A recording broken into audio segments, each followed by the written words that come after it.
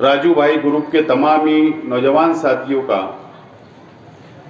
मैं शुक्रिया अदा करता हूं कि शेख रशीद साहब के इंतकाल के बाद शहर में सबसे पहले आपने तिब्बी सामान वक्फ करने का फैसला किया और मस्जिद आमना अशरफी को आज आप और हमारी मौजूदगी में, जो मेरे पीछे स्टेज के ऊपर हॉस्पिटल का जो पलंग हॉस्पिटल में जो होता है वो आपको नज़र आ रहा है, व्हील चेयर नज़र आ रही है, ऑक्सीजन की मशीन नज़र आ रही है। ऐसे कई तिब्बी सामान नौजवानों ने खरीदकर अपने जाती पैसे से शेख रशीद साहब को इस सवाब के लिए मस्जिद को वक्फ कर रहे हैं। मैं मेरी परिवार की ओर से, मेरे तमाम ही नौजवान साथियों की ओर से आपका बहुत बहुत शुक्रिया अदा करता हूं और अल्लाह से दुआ करता हूं अल्लाह ताला आपको खूब खूब सजाए खैर अता फरमाए। और पहला कदम आपने बढ़ाया। अभी तक हमने परिवार ने फैसला नहीं किया कि हमको सामाजिक कौन सा काम करना चाहिए शेख रशीद साहब के नाम से, गरीबों की किस तरीके से मदद होते रहना चाहिए शेख रशीद साहब के नाम से, या हमको और क्या शेख रशीद साहब की याद में करना चाहिए। आज तक अभी तक हमने फैसला नहीं किया, लेकिन ये गुरुवार वार्ड के नौजवानों ने, आपने ये कदम आगे बढ़ाया। मैं आपको मुबारकबाद भी देता हूं और आपका शुक्रिया भी अदा करता हूं। ये नौजवान साथी शेख रशीद साहब के इंतकाल के बाद मेरे पास आए और मुझको कहने लगे कि हम लोग ये चाहते हैं कि शेख रशीद साहब के इसाले सवाब के लिए हम लोग राशन की किट तकसीम करना चाहते हैं। मैंने उनसे कहा कि राशन की किट मत तकसीम करो, आप ज़रूर करना, लेकिन रमज़ान महीना आएगा जब करना। लेकिन शहर में ज़रूरत किस चीज़ों की है? ये जो सामान आपको तिब्बी नज़र आ रहा है, ये शहर में एक या दो अदारे सिर्फ आवाम की खिदमत के लिए अपने जाती रुपया पैसे से गरीबों की मदद करते हैं। सिर्फ एक या दो अदारे हैं और ऐसे कई 100 अदारे की ज़रूरत आज हमें शहर के अंदर है, जो इस तरीके का सामान गरीब आवाम के लिए एकदम मिनिमम चार्ज में, एकदम कम पैसे में वो वक्फ करे और आवाम और गरीब आवाम का को फ़ायदा किस तरीके से मिले, ये कदम उठाना चाहिए। मैंने उनको मशवरा दिया। उसी वक्त बैठे हुए मैंने उनको मोबाइल नंबर भी दिया कि सामान फला जगह मिलता है, आप जाओ। और ये नौजवानों ने उसी वक्त वहां पर गए, ऑर्डर दिया और आज आप लोगों के सामने सामान नजर आ रहा है। गरीब के घर में अगर कोई बीमारी हो जाए तो आमतौर पर हॉस्पिटल के अंदर 2 दिन 3 दिन वो बेड के ऊपर रहता है, पलंग पर रहता है। अगर पैर का ऑपरेशन हो जाए तो बाद में वो जब उसको घर पे लाया जाता है तो उसके घर के ऊपर पलंग भी नहीं होता और उसको जमीन के ऊपर सोना पड़ता है।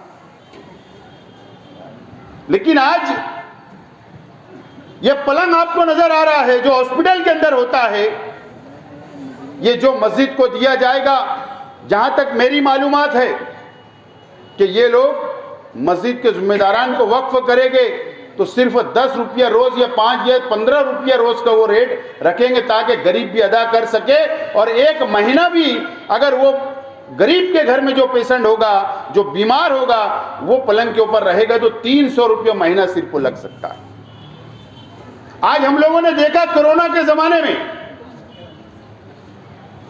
ऑक्सीजन की कितनी कमी महसूस हो रही थी, दर दर भटकना पड़ रहा था, हॉस्पिटलों के अंदर ऑक्सीजन नहीं था।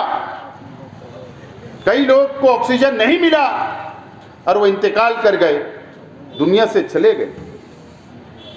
जरूरत इस बात की है कि हॉस्पिटल के अंदर, आईसीयू के अंदर ऑक्सीजन होता है, लेकिन एक गरीब, उसके घर के लोगों को अगर 40 दिन जरूरत पड़ जाए, 50 दिन उसको अगर आईसीयू में रखने की जरूरत पड़ जाए और ऑक्सीजन उसको लगेगा, तो वो क्या करेगा?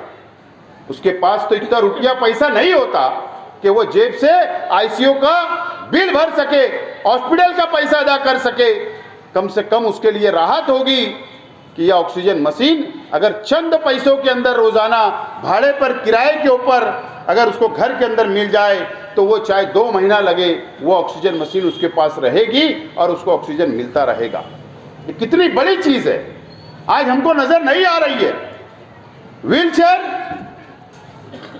कोई अगर मरीज होता है, वो चल नहीं पाता, तो घर वाले उसको उठाकर रिक्शा में बैठाते हैं, फिर बाहर ले जाते हैं, फिर हॉस्पिटल ले जाते हैं। लेकिन उसको अगर इत्मीनान से ये व्हीलचेयर मिल जाए, तो इत्मीनान से बैठाकर उसको कई दूर रास्ता चला सकते हैं, बैठा सकते हैं। ऐसे बहुत तिब्बी खिदमत के लिए जो इन्होंने जो चीज़ें यहाँ पर रखी है, सामान जो है, जो वक्फ कर रहे हैं, मैं मुबारकबाद देता हूँ। ये ज़रूरत इस शहर के अंदर है, गरीब बस्तियों के अंदर ज़रूरत है। और मैंने इसलिए इनको मशवरा दिया था कि शेख रशीद साहब जिस वक्त आईसीयू के अंदर थे, जिस वक्त हॉस्पिटल में थे, वो बोला करते थे कि यह ऑक्सीजन की मशीन कितने की आती मालूमात लो, ये बेड कितने का आता मालूमात लो। शेख रशीद साहब हॉस्पिटल में थे और 2 नए बेड का ऑर्डर हम लोगों ने दिया, 2 नए बेड का। जो बड़े बड़े आईसीयू के अंदर रहता है, वो बेड हमारे वहाँ रखा है। हमारे वहाँ भी किसी को ज़रूरत शहर में पड़ जाए तो हम लोग भी देने के लिए शेख रशीद साहब ने उसी वक्त खरीदने का कि खरीद लो उसको। और शेख रशीद साहब कहा करते हैं सामान की ज़रूरत है। आज हमारे पास रुपया पैसा है, आज हम अदा कर रहे हैं, लेकिन मेरे शहर के लोग गरीब हैं, जो उनके पास पैसा नहीं है और उनको अगर ये ज़रूरत होगी तो वो कहाँ से लाएंगे। ये शेख रशीद साहब हॉस्पिटल में बैठकर सोच रहे थे। इसलिए मैंने नौजवानों को दिया सलाह कि ये करो और ये लोग करें। इंशाअल्लाह ये शहर के अंदर तहरीक मिलेगी दूसरे अदारे कल्बों को। ज़रूरी नहीं शेख रशीद साहब के नाम से, अपने मरहूमिन के नाम से भी आप बना सकते हो। सामान लाकर खरीद के गरीब को तकसीम कर सकते हो, गरीब को उसकी सहूलत मिल सकती है। और क्या वजह है कि शेख रशीद साहब, क्या वजह है कि शेख रशीद साहब इतने गरीबों के हमदर्द थे। मैं बड़ा बेटा हूं शेख रशीद साहब का। जो शेख रशीद साहब अपने हमारे घर के अंदर, हमारी फैमिली के अंदर, शेख रशीद साहब उनके दोस्तों के अंदर बैठ के जब कुछ बातें बताया करते थे तो हम लोग भी सुना करते थे। यकीन नहीं आएगा आपको, शेख रशीद साहब की जबानी में बोल रहा हूं। मेरा छोटा भाई, मुझसे जो छोटा है, शेख रशीद साहब जैनू चच्चा मेंबर थे, उनके साथ शेख रशीद साहब मेंबर थे पहली मर्तबा। उस वक्त भी शेख रशीद साहब मजदूरी किया करते थे और उस वक्त मेरे भाई को टीबी हो गई, छोटे भाई को टीबी हो गई। शेख रशीद साहब ने हमको बताया, मैं भी तो जब छोटा ही था, पैसा नहीं था इलाज के लिए, तो शेख रशीद साहब जो घड़ी पहनते थे, 300 रुपये में घड़ी शेख रशीद साहब ने बेच दी थी। ये शेख रशीद साहब ने हमको कहा, और जब जाकर मेरे भाई का इलाज किया गया था, तो वो गरीबी से शेख रशीद साहब और हमारा परिवार ऊपर आया हुआ है। और इसीलिए शेख रशीद साहब को गरीबों से हमदर्दी है। शेख रशीद साहब अपने जलसों के अंदर कहा करते थे कि कल चप्पल नहीं थी मेरे पैर में, और अगर मैं गरीबों के लिए अगर लुटा दूं और कल चप्पल नहीं होगी तो मुझे कोई परवाह नहीं है। ये शेख रशीद साहब के जुमले रहा करते थे। अल्लाह ताला ने शेख रशीद साहब का टर्निंग पॉइंट कब दिया, वो मैंने सुना हूं शेख रशीद साहब की जबानी। सियासत में आने के वक्त जब टर्निंग पॉइंट था शेख रशीद साहब का, तो पता है आप लोगों को, शेख रशीद साहब ने हमको बताया, मुझको, हमारे परिवार में, मैंने कहा ना कि दोस्त जब बैठते तो पुरानी बातें जब वो निकाला करते थे, तो उन्होंने कहा कि मेंबर बनने से पहले, जैसा आज मोकोका लगता है ना किसी के ऊपर, 1 साल जमानत नहीं होती, तो उस वक्त शेख रशीद साहब के ऊपर मीसा कानून लगा था, मीसा कानून, और वो सेंट्रल जेल में थे। और उस वक्त भी जातिवाद फसादात होते थे, हालात खराब हुआ करते थे, तो शेख रशीद साहब पर भी वो इल्जाम लगा। और उस वक्त की सरकार, उस वक्त की पुलिस ने शेख रशीद साहब और उनके तमाम ही दोस्तों को मीसा के तहत जेल के अंदर डाल दिया था। 1 साल जमानत की गारंटी नहीं थी। उस वक्त हारून अहमद अंसारी साहब का बहुत दबदबा महाराष्ट्र की हुकूमत में हुआ करता था, वो कांग्रेस पार्टी से,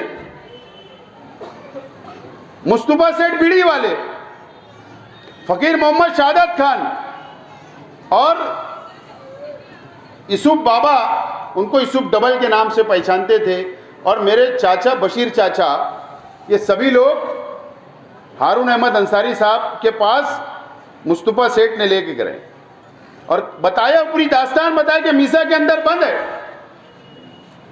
इनके भाई है।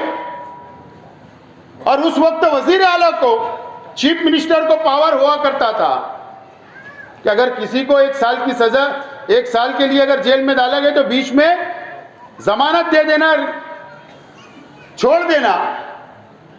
चीफ मिनिस्टर को पावर था उस वक्त, हारून अहमद अंसारी साहब ने लेकर गए, और उस वक्त तो चीफ मिनिस्टर साहब ने उनको 6 या 8 महीने के अंदर जमानत हो गई, वो बाहर आ गए।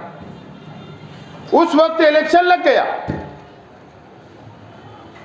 और शेख रशीद साहब को हजारखोली से, उस वक्त तो हजारखोली वो इलाका दूसरी पार्टियों का इतना दबदबा था कि कांग्रेस पार्टी का झंडा भी नहीं लगता था। उस वक्त तो शेख रशीद साहब को टिकट दे दिया गया और शेख रशीद साहब चुनकर आ गए, तो वो सियासत में आए और गरीबों के, जो गरीबी उन्होंने देखी, गरीबों के हमदर्द बन के पूरी जिंदगी गुजार के उस दुनिया से चले गए। लेकिन शेख रशीद साहब ने एक बहुत दिलचस्प बात उस वक्त कही थी कि अगर बोले मैं मीसा से मैं जमानत नहीं होती तो मेरे दोस्त जो जेल के अंदर इतने साथी बन गए थे, मुंबई के लोग जो कंपनी से ताल्लुक रखते थे, बोले अगर मैं छूटता नहीं था तो बोले मैं भी मुंबई चले जाता था और कंपनी ज्वाइन कर लेता था। अब ज्यादा खुल के तो नहीं बोल सकते, लेकिन कंपनी ज्वाइन कर लेता था। ये शेख रशीद साहब ने कहा, अगर वो छूटते नहीं, वो सियासत में नहीं आते, वो मेंबर नहीं बनते, वो सदर बल्दिया नहीं बनते, वो एमएलए नहीं बनते, तो वो आपके और हमारे साथ नहीं रहते। लेकिन जो गरीबी शेख रशीद साहब ने देखी, हमारे परिवार ने देखा, और इसलिए शेख रशीद साहब ने हम सब लोगों को सिखा कर गए कि गरीबों की मदद करना, रुकना मत, गरीबों की मदद करते रहना। और आप लोग देखिए, शेख रशीद साहब सियासत में भी आए तो शेख रशीद साहब ने अगर सबसे ज्यादा तवज्जो अगर कही दी तो सलम बस्तियों के अंदर दी, झोपड़पट्टियों में दी। मुझे याद है कि गुलशेर नगर डिपू के अंदर शेख रशीद साहब एमएलए बने, जब तक पानी की पाइपलाइन नहीं थी। शेख रशीद साहब आए, पानी की पाइपलाइन आई, मुझे याद है। जब पानी पहुंचा, जब गटरें बनी, जब रोड तामीर हुए, ऐसे अनेक झोपड़पट्टियों के अंदर ऐसी हालत थी जब तक शेख रशीद साहब एमएलए नहीं थे। शेख रशीद साहब ने सियासत शुरू की, एमएलए बने, 2 मर्तबा मेयर बने। सबसे ज्यादा तवज्जो झोपड़पट्टी के विकास और डेवलप के लिए कि मेरा मजदूर, मेरा गरीब साथी उस झोपड़पट्टियों में रहता है, क्यों ना उसको अच्छी सहूलत मिले, क्यों ना माँ बहनों को पानी मिले, क्यों ना उसको अच्छी सड़क मिले, गटर मिले, स्वच्छता मिले। ये शेख रशीद साहब की सोच थी। और वही मिशन लेके इंशाअल्लाह हम भी चल रहे और आगे भी हम लोग चलते रहेंगे। उसके अंदर कोई रुकावट इंशाअल्लाह नहीं आएगी। लेकिन ये सियासी मंच नहीं है। सियासी मंच तो अभी हम लोग लगाएंगे और उसके बाद पूरी सियासी बात होगी। लेकिन आप तमाम ही लोगों को इस बात का मैं यकीन दिलाता हूं, हमारे परिवार की तरफ से, कि आप लोग इत्मीनान रखें। शेख रशीद साहब ने जिस तरीके से शहर के गरीबों को लेकर चला है, आपके सुख दुख के अंदर शामिल हुए शेख रशीद साहब, जिस तरीके से गरीबों की मदद शेख रशीद साहब ने की,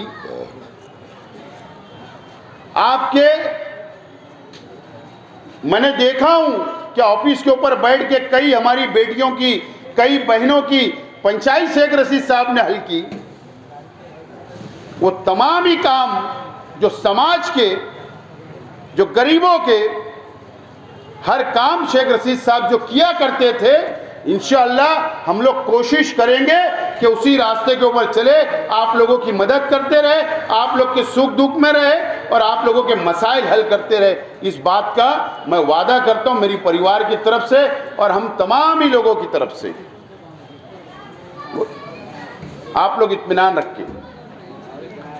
और मैं ये शहर के और इस गुरुवार वार्ड के नौजवानों से अपील करता हूं कि ये नौजवानों ने कदम बढ़ाया, ये तिब्बी सामान दे रहे हैं, आप लोग भी आगे आइए। जरूरत है इस शहर के गरीबों की मदद करने के लिए, जरूरत है एक दूसरे का साथ देने के लिए। और इंशाअल्लाह मुझे उम्मीद है कि यहां से एक नई तहरीक मिलेगी और ये नौजवानों की तर्ज पे हम लोग भी चलेंगे और गरीबों का साथ देने की कोशिश करेंगे। मैं ज़्यादा वक्त नहीं लेते हुए फिर एक मर्तबा राजू राकेल वाले तमाम उनके नौजवान साथियों को मुबारकबाद देता हूं, सलाम करता हूं और मेरी बात खत्म करता हूं। शुक्रिया, अल्लाह हाफिज़।